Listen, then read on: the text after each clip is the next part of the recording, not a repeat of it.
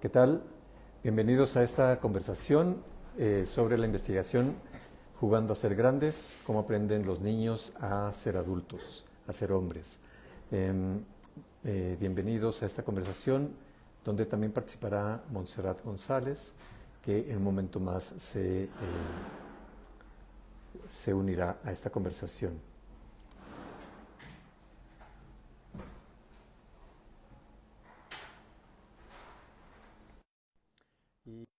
Bueno, ya se está agregando Montserrat.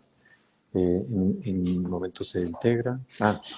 Montserrat, hola. Hola, hola René, buenas tardes.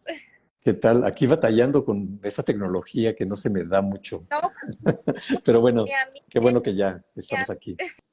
sí, ya estamos, ahora sí que conectados a distancia, es lo padre de la tecnología, estar cerca, pero lejos, ¿verdad? Así Al es. mismo tiempo. Ujú. Sí, sí, pues un gusto que estés con nosotros. Y y bueno, pues la idea es platicar de esta investigación que hicimos en Gendes. Entonces, bueno, no sé si quieras, tú que eres la lectora, la que quiere como preguntar sobre los detalles de esta investigación, Sí, iniciar esa sí, conversación. sí, claro, René. Pues antes que nada, gracias a ti por tu tiempo, por aceptar esta entrevista. Gracias a Gendes, gracias a Susana, gracias a Guillermo, gracias a todo su equipo por siempre ser tan atentos conmigo, por la apertura que tienen hacia conmigo. Y pues bueno, yo ahora sí que estoy muy contenta porque esta investigación que tú, bueno, estás detrás de esta investigación, eres el coautor de esta investigación. Cuando yo la encontré, bueno, a mí me hizo mucho ruido, me dio mucho sentido. ¿Por qué? Porque tengo un proyecto en el cual estoy visibilizando más las emociones masculinas, la importancia que tiene el que el hombre exprese sus emociones, ¿no? Y esto no para quitarle su naturaleza, sino más bien para ir eliminando ciertas enfermedades de la mente, ¿no? Como es la depresión, la ansiedad, los suicidios, las autolesiones y demás. Entonces, cuando veo este artículo, digo, wow, o sea, qué padre que personas como ustedes, bueno, ya llevan un camino muy recorrido, porque Gendes, su trayectoria, de verdad, se los recomiendo que investiguen esta asociación, de lo que trabajan, a lo que se dedican, porque es lo que nos hace falta, a nuestra generación es lo que nos hace falta para ir quitando tantos estigmas, este chip tan viejo que ya no nos sirve, ¿no? Y pues Ujú. bueno, me gustaría entonces, René, que nos platicaras eh, acerca de esta investigación Jugando a ser grandes. ¿Cómo aprenden los niños a ser hombres? A ver, estuve leyéndolo y tiene diferentes capítulos, ¿verdad? Son 6 capítulos. Sí, bueno, es una investigación amplia que hicimos con niños, niñas y adolescentes desde preescolar hasta secundaria. También trabajamos con padres, madres, docentes, personas cuidadoras de estos niños, niñas. Y nos interesaba explorar 5 ejes temáticos. Por una parte, bueno, el ejercicio de la paternidad, la corresponsabilidad, las emociones, la sexualidad y la violencia, tanto en el hogar, ¿no? Y mucho ligado a la educación en el hogar, y también en el contexto escolar. Entonces, a partir de esa información que fuimos recabando, es que se armó todo el capitulado. Y entonces el informe lo que hace es recoger la voz de tanto de niños, niñas, adolescentes como de la parte adulta, y hacer como una especie de diálogo, ¿no? Entre ambas informaciones. Ahora sí que, ¿cómo es que nace? O sea, esta investigación, ¿a partir de dónde nace? O sea, o sea, ¿cuál fue la necesidad? ¿Cómo surge, no, esta investigación? Porque de verdad que para mí es como un tesoro. que encontré, la verdad, de verdad, es un tesoro que encontré para este proyecto que yo estoy también promoviendo, digo, un tesoro, ¿no? ¿De dónde nace? ¿Por qué nace? Pues es resultado de la sinergia de varias instituciones, organizaciones. Por un lado, a nivel internacional, Equimundo y la Fundación Kering dieron origen o inicio a una iniciativa global por la niñez. Y a partir de eso, decidieron que era importante que en México hubiera un estudio, ¿no? Que diera cuenta de la situación de la niñez desde esta conformación de las masculinidades, ¿no? En estas nuevas generaciones. Eh, Gende específicamente fue elegido para hacer este trabajo y se integró Fundación FEMSA también para aportar los fondos para hacer la investigación. Entonces, pues es un poco, digamos, reflejo de la tendencia más o menos actual, ¿no? De tratar de entender cómo se comportan los hombres en diferentes edades, cómo aprendemos a ser hombres, justamente para entender los mecanismos que están en juego y poder hacer intervenciones, trabajos, iniciativas que den cuenta de posibles alternativas a esos comportamientos masculinos que vamos aprendiendo. Sí, en el capítulo 1 que es de la vida de familia, vida en familia, perdón, ¿nos podrías hablar un poquito más acerca de, bueno, lo que ustedes encontraron, los puntos, los mensajes clave, lo que dicen los niños, niñas y adolescentes, la corresponsabilidad, porque hay un apartado de ustedes donde lo llaman como corresponsabilidad? Como me gustaría como rescatar este capítulo de la vida en familia.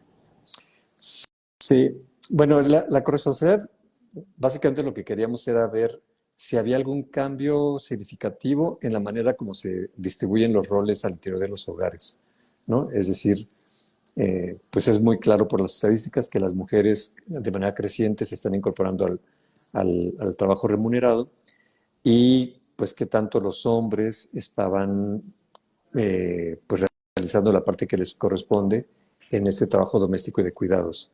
Y ahí realmente no hay sorpresas, es escasa la participación de los papás todavía en ese ámbito. Y lo que notábamos es que incluso desde preescolar algunos niños ya perciben que hay esta división en los roles, ¿no? Por ejemplo, a nivel preescolar, cuando hacen alguna actividad, pues utilizan materiales didácticos y parte del propio proceso pedagógico es que vuelvan a ordenar el espacio, ¿no?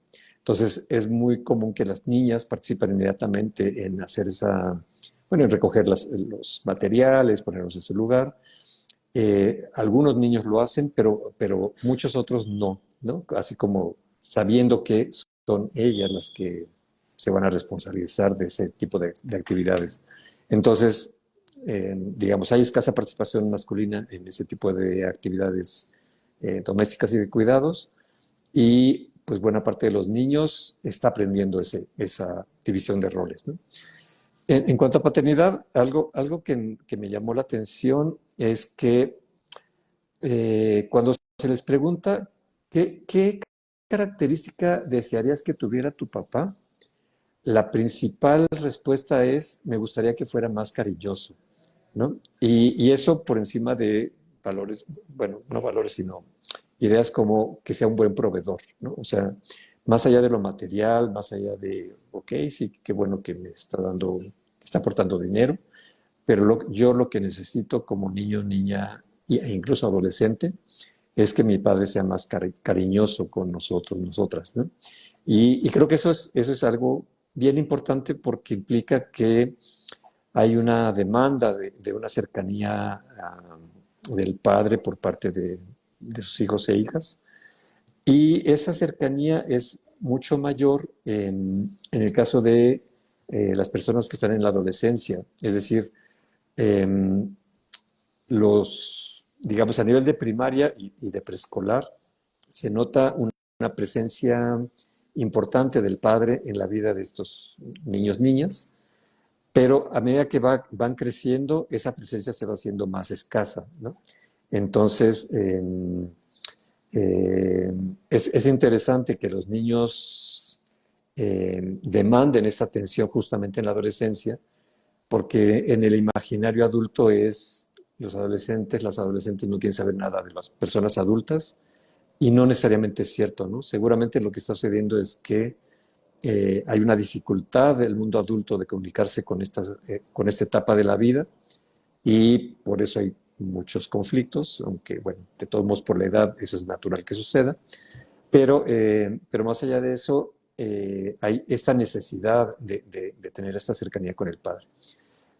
Y también algo que me pareció interesante es que a los padres les cuesta más trabajo relacionarse con las hijas mujeres que con los hijos varones, ¿no? Creo que eso es algo bien importante, porque tiene que ver justo con esta construcción de género, donde los hombres tenemos mucha dificultad para acercarnos a las mujeres desde un marco de respeto, desde un marco de igualdad, ¿no? Y eso se refleja también, creo yo, en esta manera pues como de no aproximarse a las hijas en general por estas propias construcciones de género. Simple y sencillamente no saben cómo estar con ellas, ¿no? Seguramente también una serie de temores, por ejemplo, seguramente cosas relacionadas con la sexualidad. Es decir, las propias mamás nos decían que los papás difícilmente, por ejemplo, van con las niñas al baño, les bañan, etcétera, porque los hombres mismos no se ven ahí haciendo ese tipo de actividades. Y creo que eso tiene que ver no solamente con una construcción de género amplia, sino con cómo los hombres también aprendemos sobre sexualidad y no sabemos cómo tratar al cuerpo eh, eh, pues extraño, ajeno, digamos, ¿no? Eh, entonces, un poco por ahí van los descubrimientos. Y sí, justamente estos puntos que mencionas a mí también me impactaron, ¿no? El que los niños es como, no, o sea, no es como que no les den nada de cosas materiales, pero ellos mismos aprecian más el contacto físico de mamá y papá, en especial del papá, ¿verdad? Aprecian los abrazos, el contacto físico. Y lamentablemente esto está desapareciendo y es lo que contribuye a la apatía, al desinterés, al egoísmo. Y esto va fomentando la violencia incluso, o sea, llámese violencia verbal, psicológica, física, ¿no? Y bueno, una pregunta, tú como experto ya en el tema, ¿esto será posible cambiar? ¿Crees que sea posible cambiar? Porque ya llevamos brecha muy recorrida en la historia, a lo largo del tiempo, y ahora con la actualidad, con esta investigación, lo que ustedes se percatan, lo que encuentran, ¿será posible cambiar entonces esta conducta, estos patrones de crianza? ¿Será posible cambiar entonces, René? Sí, de hecho, creo que ese es el interés básico de Gendes, ¿no? Y en general creo que de todos los que estudiamos el tema de las masculinidades. Saber que es posible cambiar, y por eso vale la pena investigar cómo nos comportamos los hombres y pensar en alternativas. Ahora, el propio estudio revela que ya hay hombres que tratan de cambiar, aunque muchas veces no queda tan claro como, como, como hacia dónde podrían hacerlo, ¿no? Es decir, muchos hombres al recordar la relación que ellos tuvieron con sus papás, empiezan a manifestar la idea de que quieren tener otro tipo de convivencia con sus hijos e hijas, pero no siempre tienen como las herramientas adecuadas para hacerlo, ¿no? Porque no tienen modelos a seguir en realidad. Ahora, también algo pues que complica un poco el asunto es que en México, como en muchos otros países, seguramente de América Latina, las jornadas laborales son muy largas, ¿no? Y entonces muchas veces esta intención de tener una mejor y mayor convivencia con sus hijos e hijas es complicado porque no hay esta flexibilidad en los horarios de trabajo o no hay estas jornadas, pues inclusive apegadas a la ley, ¿no? Que permitan una cercanía mayor de los padres con sus hijos e hijas. En ciudades complicadas como la Ciudad de México, como Monterrey, incluso Tijuana, donde, pues digamos, son ciudades grandes, donde el transporte no es necesariamente muy eficiente, pues se agrega también los traslados, ¿no? Que restan tiempo para poder convivir. Pero creo que sí hay motivos para el optimismo, pese a que también hay datos que indican que seguimos en posiciones muy tradicionales, ¿no? Pero creo que sí es posible y de hecho algunos hombres están tratando de cambiar ya. ¿Cuál es la propuesta entonces? O sea, ya con estos resultados, ¿cuál es la propuesta que Gendes, ahora sí como para intervenir en lo práctico, en la vida real? ¿Qué nos proponen? ¿A qué nos invitan ustedes en relación a estos resultados que ustedes tuvieron? Bueno, específicamente para nosotros el siguiente paso es construir una propuesta de intervención y justamente a nivel preescolar. De hecho, Gendes ha elaborado propuestas para trabajar en primaria, en secundaria, diferentes temáticas, pero no habíamos trabajado desde preescolar alguna propuesta en específico. Y la idea es como suplir esa situación con una investigación, digo, con una propuesta de intervención basada en estos datos, ¿no?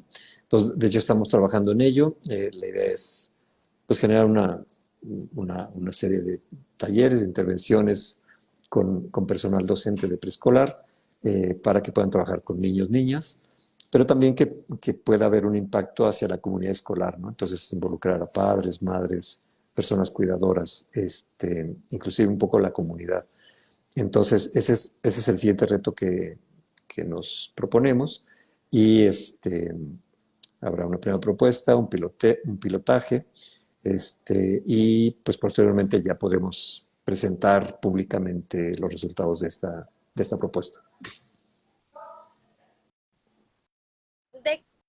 ¿De qué manera es como ustedes intervienen? Porque, bueno, a los que nos están escuchando y si los que nos van a ver, Gendes en su página comparte que luego acude por medio de talleres y pláticas a empresas, escuelas, incluso instituciones gubernamentales.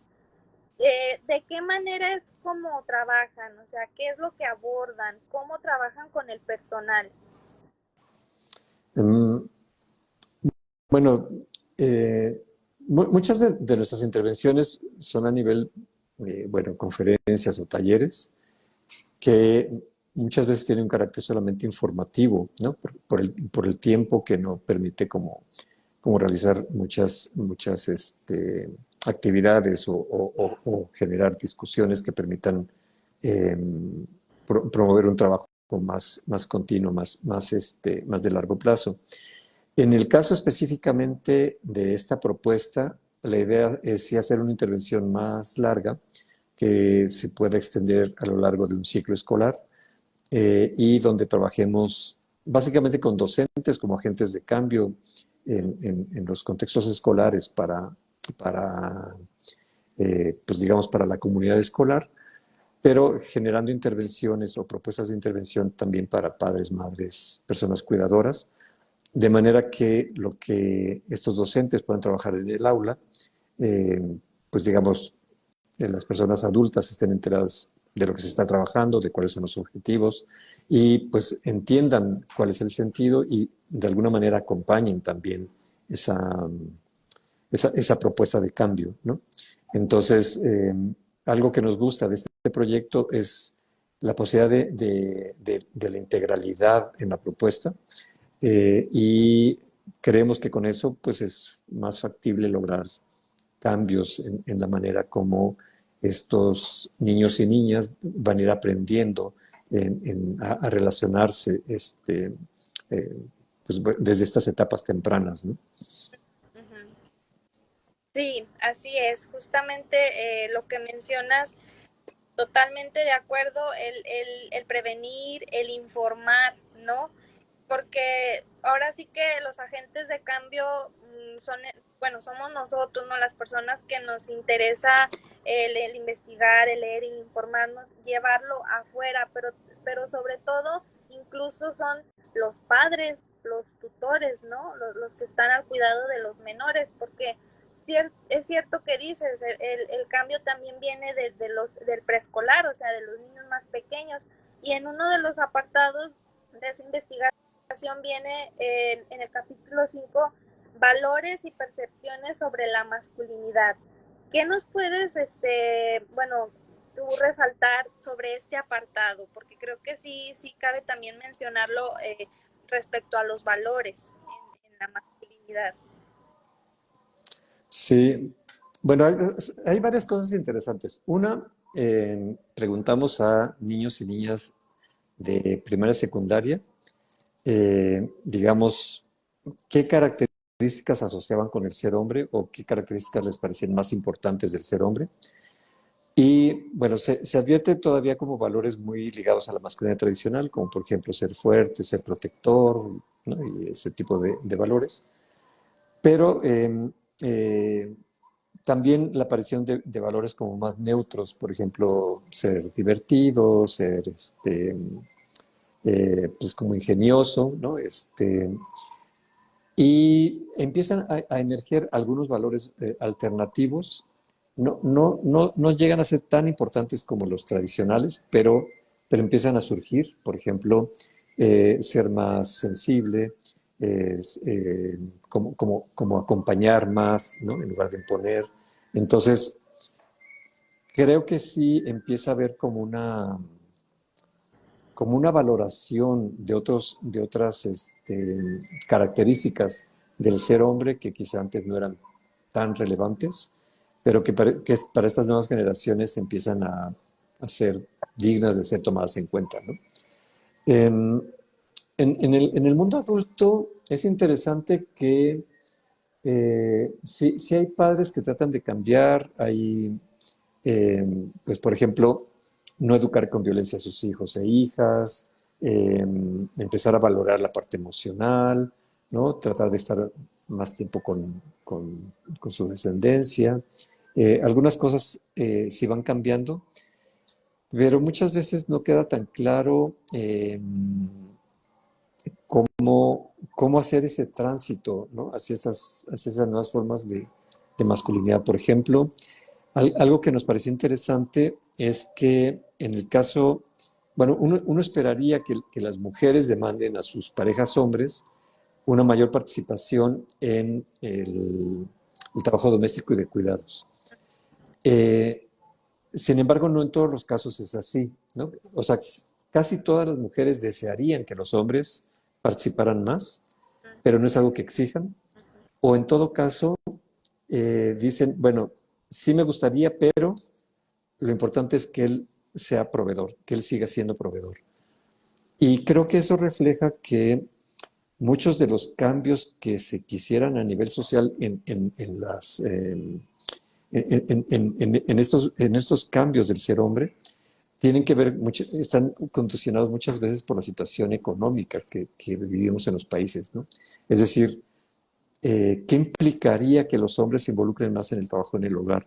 Pues quizá pérdidas de oportunidades en sus empleos o cambiar de empleo a uno que sea más flexible y quizá eso implicaría menor ingreso o disminución en las prestaciones. En fin, el cambio en la masculinidad no es solamente un cambio individual, pues, ¿no? Tiene que ver también con que tenemos que eh, hacer modificaciones sociales de cómo está estructurado el mundo del trabajo, pero también otro tipo de, este, de cuestiones como las prestaciones sociales, que no estén ligadas a un empleo formal, sino que sea un derecho universal, en fin, tiene que ver con muchas cosas al mismo tiempo. Ahora, también algo que por parte de algunas personas se critica es que en aras de estas masculinidades diferentes, de estas masculinidades como, como más presentes, más igualitarias, más horizontales, la falta de referencias también hace que muchas veces no quede claro qué tipo de cambios se está dando en los hombres. Por ejemplo, puede haber masculinidades más sensibles, ¿no? Más comprensivas, más cercanas, pero no necesariamente más responsables, ¿no? Entonces, no sé, es como que en muchos casos no queda tan claro en qué consiste el cambio y si ese cambio realmente es algo que yo quiero o se está quedando medio camino ese tránsito hacia algo diferente, ¿no? En todo caso, creo que lo importante es cómo, pues digamos, organizaciones o instituciones que tenemos más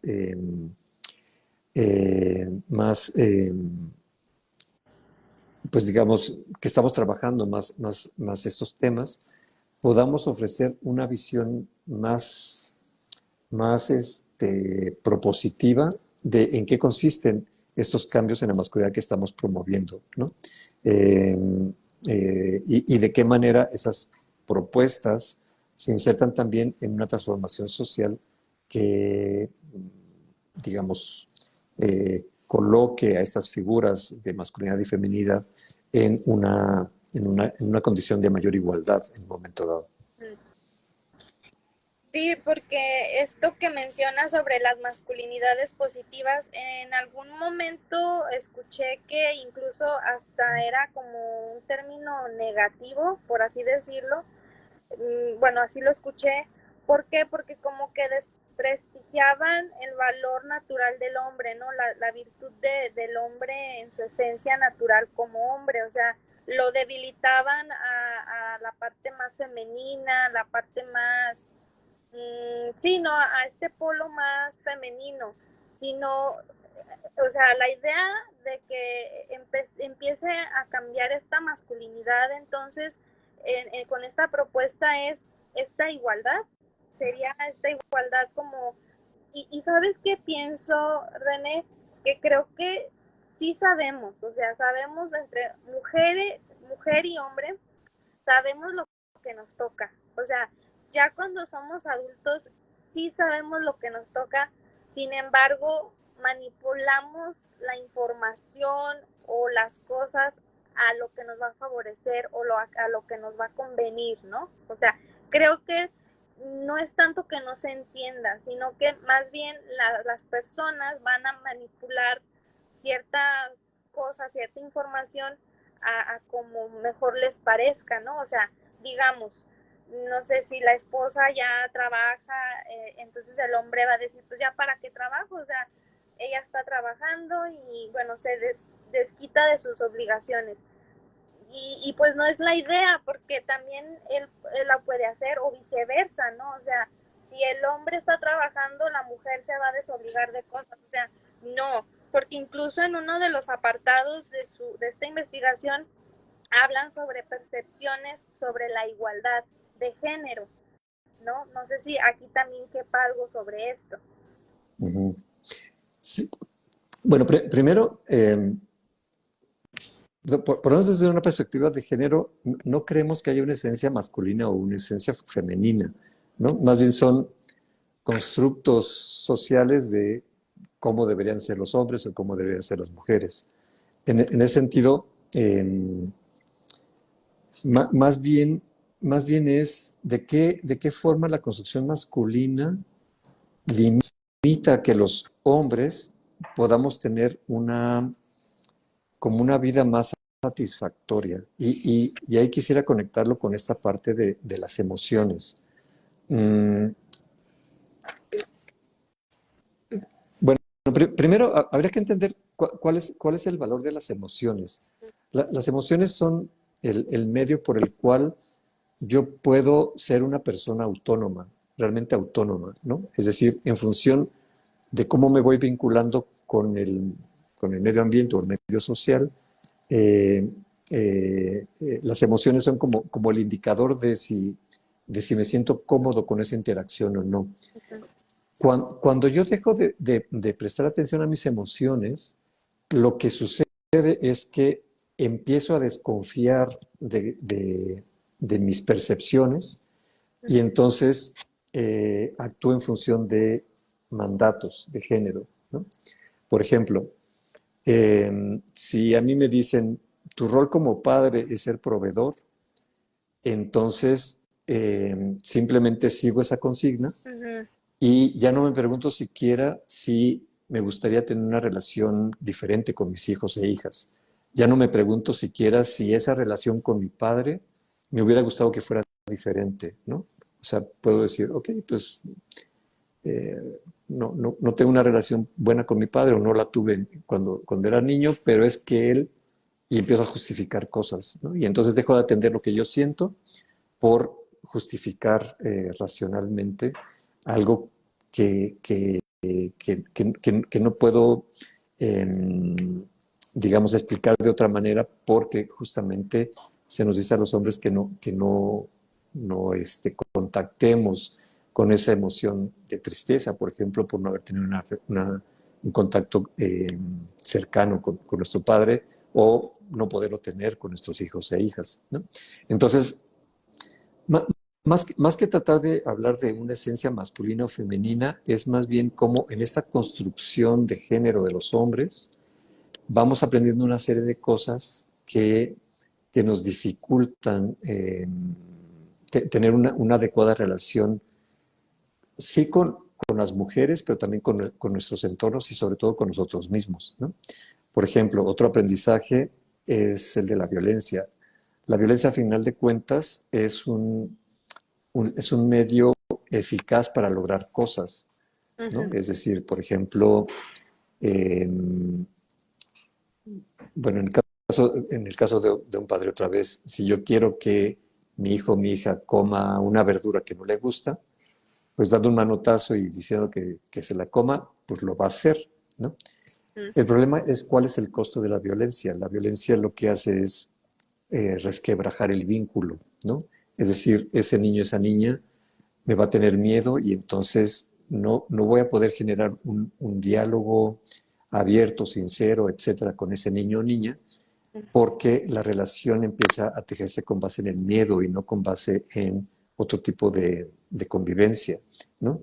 Entonces, la construcción masculina representa problemas porque estos aprendizajes que se nos van naturalizando en realidad nos van limitando como personas y nos van dificultando la posibilidad de establecer una relación diferente, en primer lugar con nosotros mismos, ¿no? De entendernos por qué actuamos así, por qué nos sentimos mal cuando violentamos a alguien, ¿no? Porque la violencia no es algo que, de lo que uno se enorgullezca, pero también hay como una frustración porque no tienes otros medios muchas veces para comportarte de una manera diferente.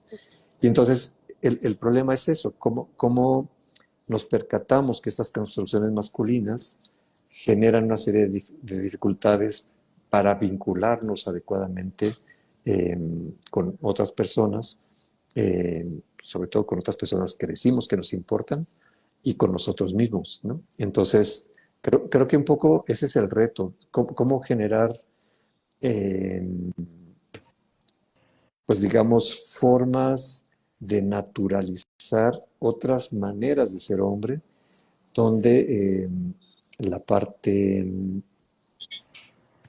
no sé, por ejemplo, la parte sensible, la parte igualitaria, esté presente no como consigna, ¿no? De ahora debemos comportarnos así, sino porque yo empiezo a entender el valor de mis emociones y desde ahí puedo vincularme empáticamente con otra persona. Ujú. ¿Crees entonces tú, René, que digamos que la inteligencia emocional podría ser una vía para darla como una materia en las escuelas? Sí, de hecho, creo que para nosotros, el equipo que estuvo en investigación, las emociones aparecieron como un elemento como central para destrabar esta construcción masculina, ¿no? Mm, para mí hay un ejemplo como muy claro, por ejemplo, supongamos un niño que se cae, quizás se raspa la rodilla o no, pero en todo caso le duele ese golpe y llora como consecuencia de ese dolor, ¿no? El mensaje de las personas adultas normalmente es, ay, no, no hagas caso, sigue jugando, ¿no? Es decir, el mensaje es, no hagas caso a lo que sientes y haz caso a lo que yo te digo que tienes que hacer, ¿no? Y entonces, si tu construcción como hombre es cotidianamente esa, llega un momento en que efectivamente no sabes cómo actuar desde esa empatía, desde esa parte humana, ¿no? Porque empiezas a convertirte en una especie de robot que actúas en función de lo que se te dice que es correcto, ¿no? Y entonces, creo que muchos de los comportamientos masculinos están, pues digamos, basados o anclados en ese tipo de aprendizajes y que al mismo tiempo es una limitación, pues, para ser plenamente un ser humano, ¿no? Y entonces, creemos que las emociones es un campo eh,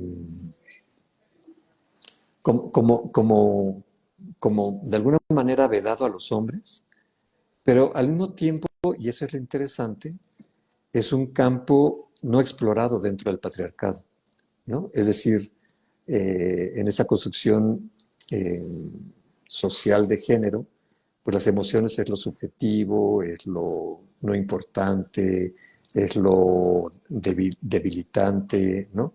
Y entonces las emociones como tal en realidad no han tenido un análisis serio, profundo de lo que implica, ¿no? Y tiene que ver con esta construcción masculina, ¿no? De a qué le damos importancia.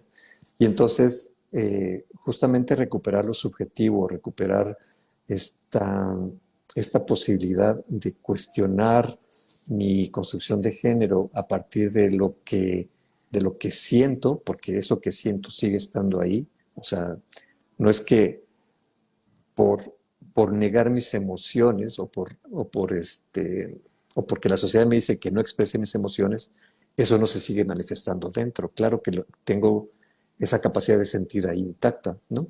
Lo que sucede es que no se me permite expresar y entonces llega un momento en que dejo de atender esa voz interior, dejo de atender eso que estoy sintiendo profundamente y en todo caso todas esas emociones las convierto en enojo, ¿no? Que es la emoción que se me permite. Y entonces, pues digamos, hay un proceso de acallamiento de lo que siento, pero eso que siento sigue estando ahí. Entonces, ¿de qué manera? Pues si trabajamos con edades tempranas, podemos ayudar a estos chicos a que empiecen a contactar y expresar sus emociones de una manera diferente. Y con las personas adultas, pues les ayudamos también a que reconozcan esas emociones que siguen estando ahí y que pues se den cuenta de los costos que tiene el no contactar con esas emociones, ¿no?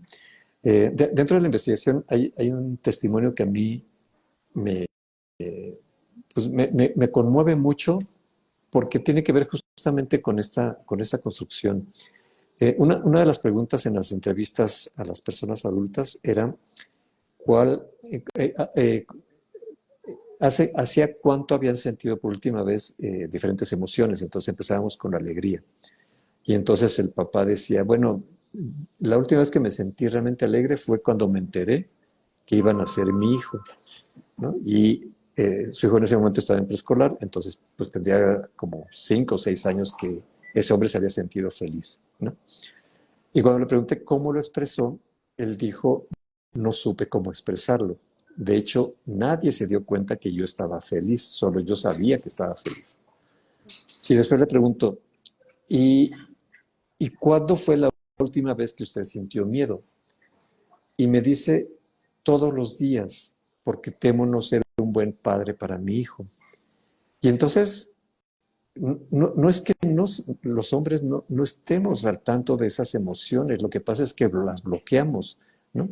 Porque imagínate lo que es vivir con miedo todos tus días y sin poder expresar tu alegría todos los días. Entonces, eh, pues simplemente mejor bloqueamos esas emociones, hacemos como que no están ahí, pero es imposible hacerlo, ¿no? Y entonces nos convertimos en una olla de depresión donde pues a la menor provocación todo eso va a surgir pues de una manera seguramente no sana, seguramente no constructiva, seguramente de una forma violenta, ¿no? Ujú, ujú. Y es agotador, al final es agotador porque es como una mochilita, la vamos cargando, cargando, cargando y es muy, muy agotador, ¿no?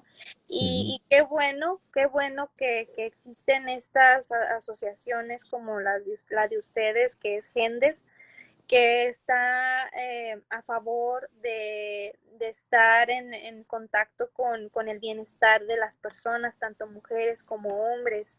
Esta asociación Gendes está con sus puertas abiertas para las personas que deseen informarse, ahora sí que terminar con patrones que ya no les están sirviendo, renacer incluso, renacer a un nuevo aprendizaje, a un nuevo horizonte, ¿no?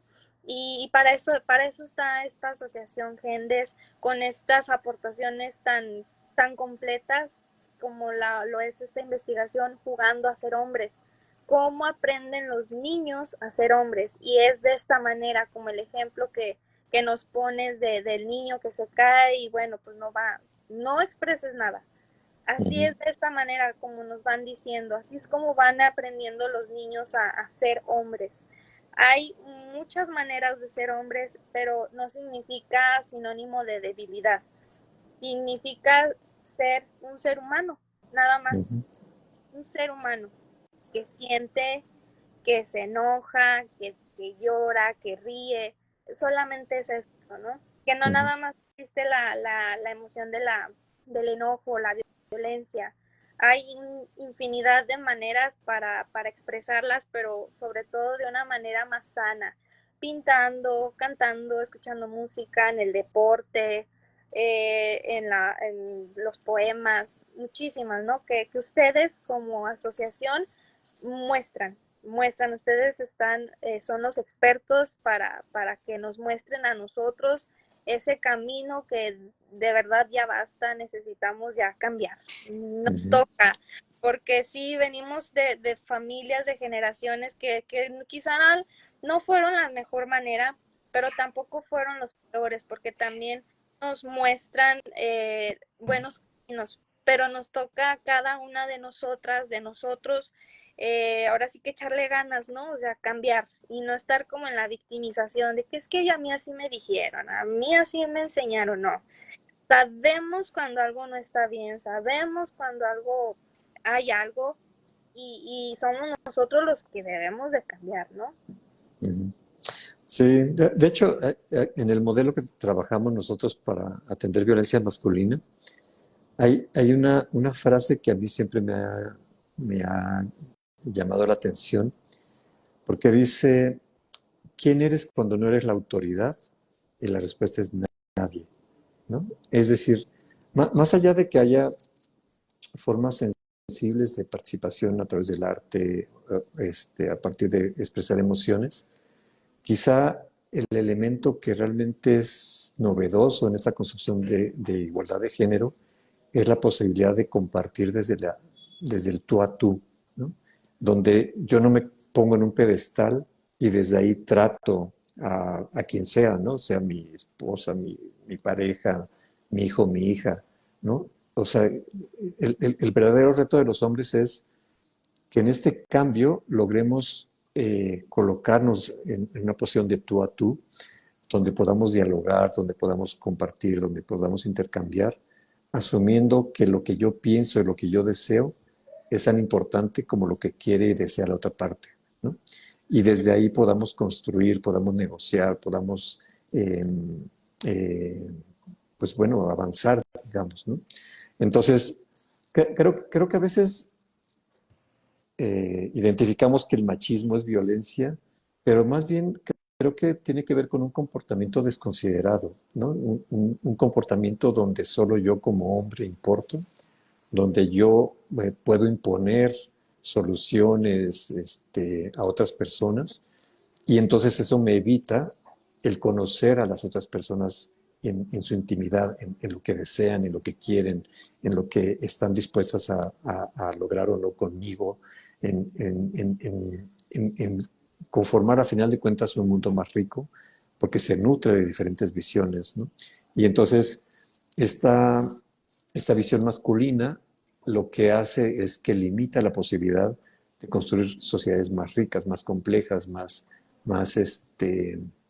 coloridas, por llamarlo así, Ujú. porque solamente priva la opinión de una persona, ¿no? En un contexto familiar o social, etcétera. Entonces, un poco creo que la apuesta es esa. Si va a haber algún cambio verdadero en esta construcción de género, se va a notar en esa calidad de los vínculos, en esa posibilidad de actuar en el tú a tú, sin que alguien sienta que tiene una voz más importante o cree que puede imponer cosas a la otra parte, pues, ¿no? Y creo que un poco ese es como el gran reto, ¿no? De qué manera los hombres nos damos cuenta que la violencia es el medio que nos obstruye esa posibilidad de una vida mucho más plena, mucho más rica, y que si usamos la violencia es porque nos da miedo a no tener la capacidad de construir o co-construir con alguien, y entonces creemos que imponiendo va a ser el camino más fácil, pero pues no, ese no es No. el rumbo, ¿no? Ujú. Sí, porque violencia genera más violencia, ¿no? O sea, eso siempre se ha sabido. Y eso que dijiste me gustó. Me quedo con esto que mencionas, calidad de los vínculos. Calidad. O sea, yo creo que esa es la tarea. Es la Ujú. tarea para pensar qué estamos haciendo, cómo lo estamos haciendo y a qué incluso nos proponemos a cambiar a hacer, ¿no? Ujú. Que es, como dices, es el reto. Sí, sí, sí, sí. Así es. Bien, no sé si tengas algo más que decir. No, pues nada más recordar que el estudio, como todas las publicaciones que tenemos en Gendes, pues está disponible públicamente para su descarga. Entonces pueden consultar tanto el informe como una pequeña infografía que hicimos con los principales resultados.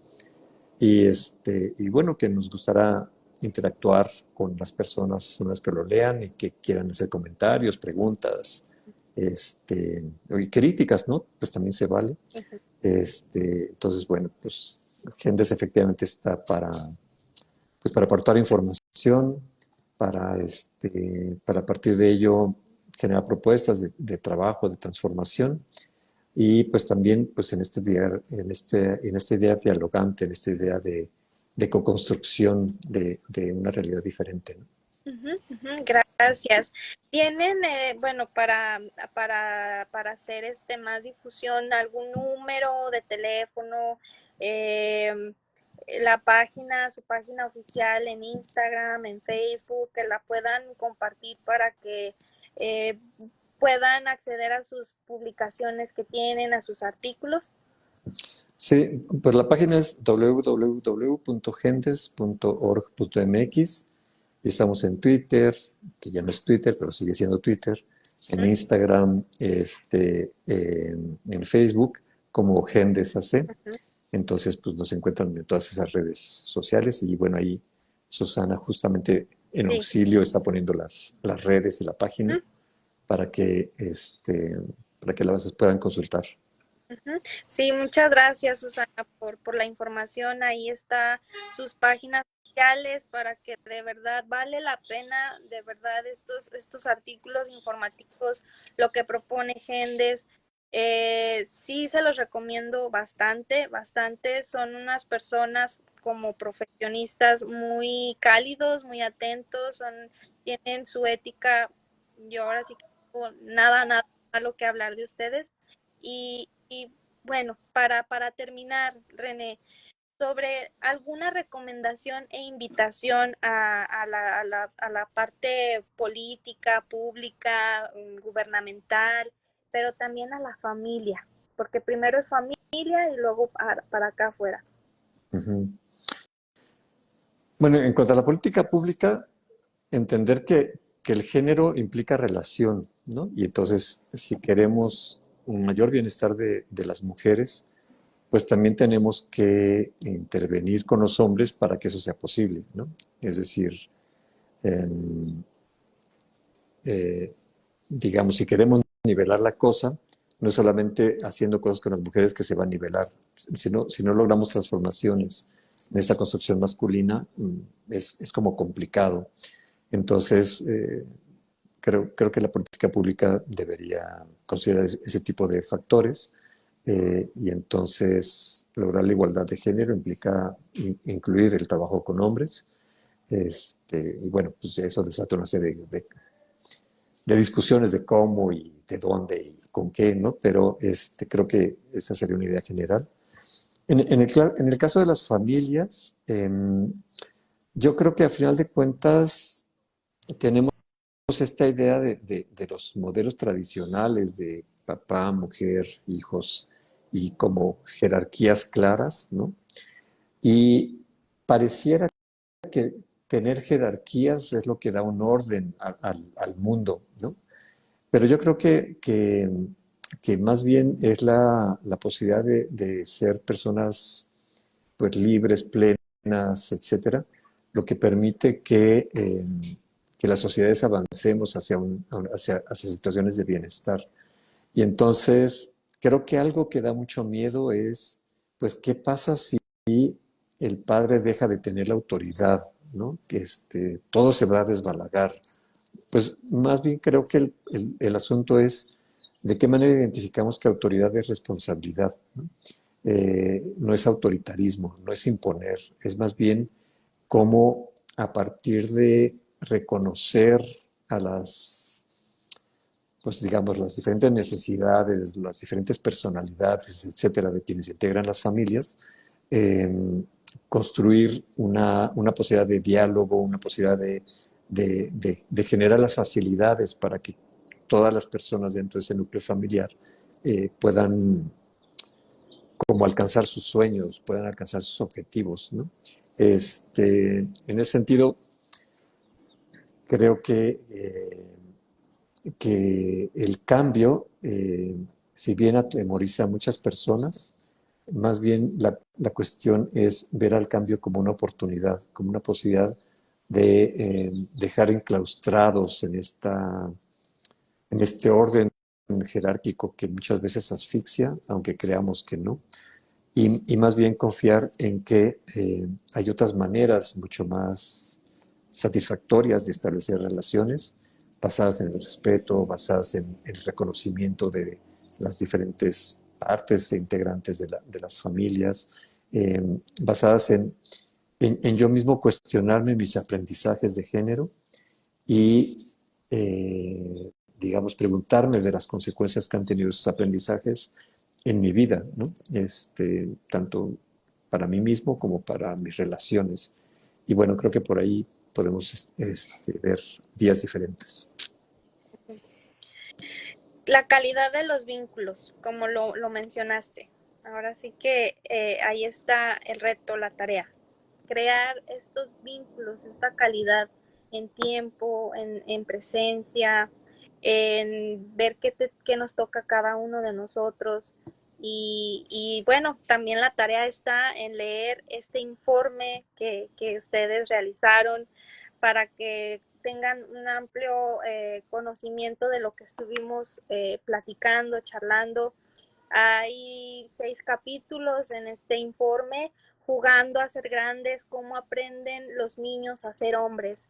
Lo pueden encontrar en la página de Instagram, en Facebook. Este artículo se los recomiendo. Léanlo, vale la pena.